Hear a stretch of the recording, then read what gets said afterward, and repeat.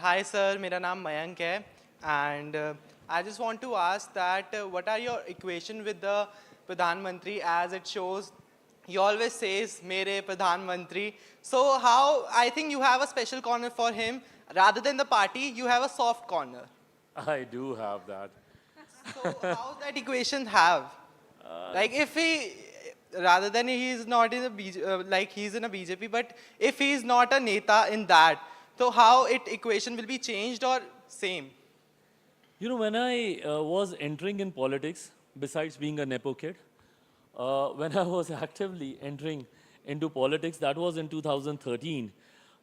Before that, I was in a previous profession. And when I was entering actively into politics, that was the time when my prime minister was shifting base to Delhi. You know, from Gujarat, he was projected as the prime ministerial candidate from BJP side and stuff. And that was when I started hearing his speeches and listening to his ideas and views. And something that really impressed me, that for once I saw a leader in my country who was talking about 125 crore देशवासियों की वो बात कर रहे थे। उस वक्त की पॉपुलेशन का वो जिक्र कर रहे थे। उन्होंने किसी जाति का जिक्र नहीं किया, किसी धर्म का जिक्र नहीं किया। मैं खुद 21वीं सदी का पढ़ा लिखा युवा हूँ, मैं भी जात पात धर्म मजहब में नहीं यकीन रखता। ये कड़वी सच्चाई है हमारे देश की, ऐसा नहीं है कि आप इसको एड्रेस किए बिना आप आगे जा सकते हैं।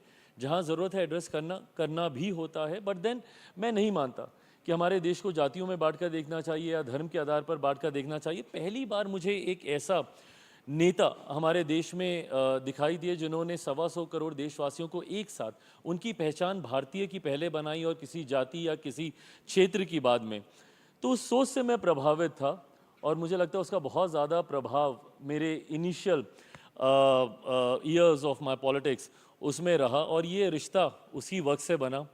और ये रिश्ता इतना मजबूत रहा कि जब मैं इस गठबंधन के साथ नहीं भी था कुछ कारणों से, इन 2020 मैं अलग हो गया था एनडीए से, बट उस वक्त भी मैं किसी वैकल्पिक ऑल्टरनेटिव अलायंस में नहीं गया, किसी दूसरे के साथ मैंने गठबंधन नहीं किया, and this was only because of my prime minister.